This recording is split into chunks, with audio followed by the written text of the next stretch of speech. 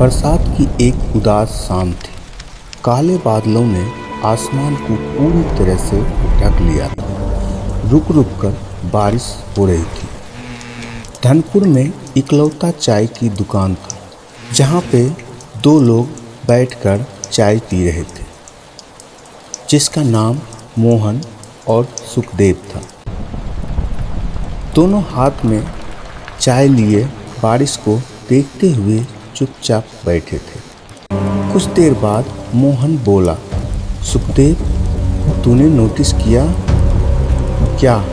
सुखदेव ने पूछा। गांव से रोज कोई न कोई जवान लड़का शहर जा रहा है। मोहन की आवाज़ में चिंता थी। सुखदेव ने सिर हिलाया। हाँ, यह गांव अब खाली होते जा रहा है। तभी दुकान के बाहर से आवाज़ आई, अरे बेटा, जरा चाय मिलेगी क्या? दोनों ने मुड़कर देखा। वह था नाथू काका, गांव के सबसे पुराने और ईमानदार आदमी। अरे काका, इतनी बारिश में? मोहन बोला।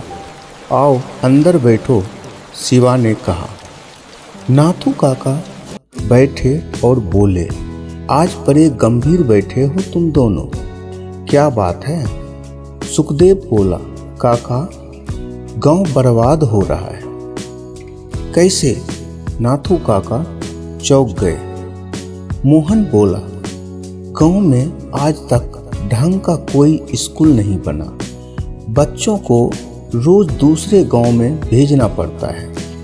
इमारत तो खड़ी कर दी, सुखदेव बोला, पर फर्नीचर, बोर्ड और किताबों के पैसे खत्म हो गए। नाथू काका चुप हो गए।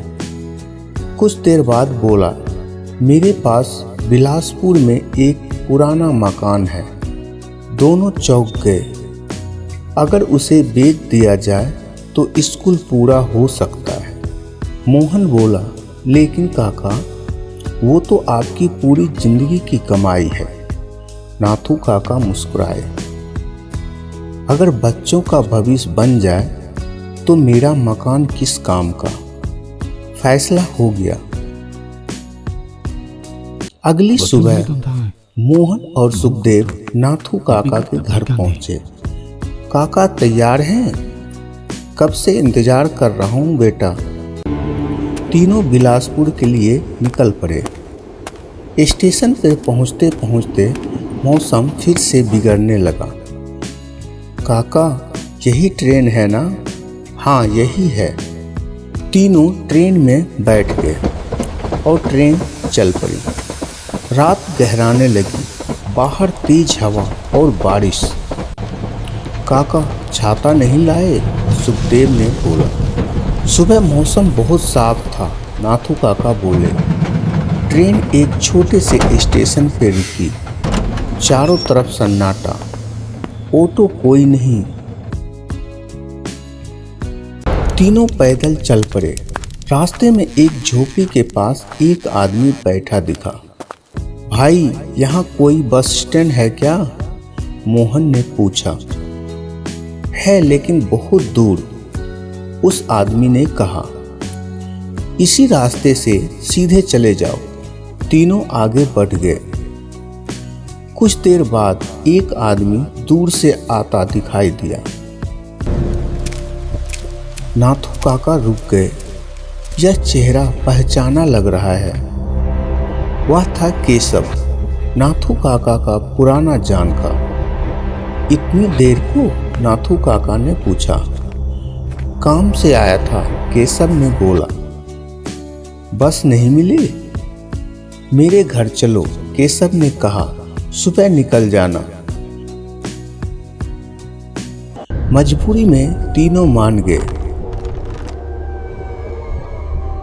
घर गांव के बाहर था, पुराना और वीरान। अंदर जाते ही अजीब सी सुगंध। यह बदबू? सुखदेव ने बोला। घर बंद रहता है, केशव बोला। मैं यहाँ कम आता हूँ। तीनों सो गए। तभी ठक ठक, जैसे कोई मिट्टी खोद रहा हो।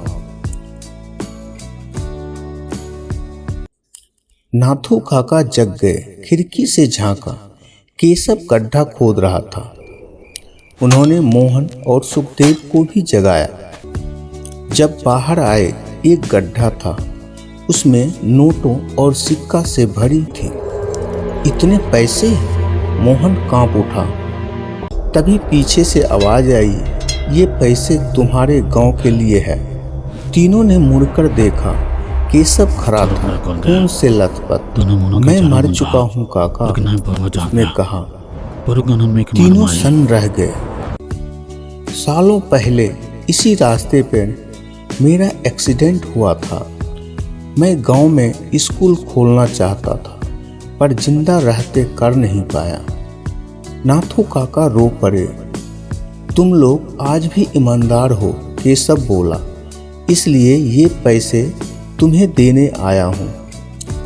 अगर इससे बच्चों का भविष्य बनेगा तो मेरा अधूरा कर्ज उतर जाएगा। नाथू काका बोले, हम वादा करते हैं तेरे नाम का स्कूल बनेगा। केशव मुस्कुराया और हवा में घुल गया। आज धनपुर गांव में केशव स्मृति विद्यालय खड़ा है, जहां अब कोई बच्चा गांव छोड़ने को मजबूर नहीं है। कुछ आत्माएं डराती नहीं, अपना अधूरा फर्ज पूरा करने आती है। इस वीडियो को देखने के लिए धन्यवाद। अगर आपको इस टाइप का वीडियो देखना पसंद है तो प्लीज़ मेरे इस चैनल को सब्सक्राइब कर लेना और बगल में दिए गए बेल आइकन को दबाना ना भूलना, जिससे मैं कोई भी वीडियो लेके आऊँ उसका नोटिफिकेशन सबसे पहले आपको मिले।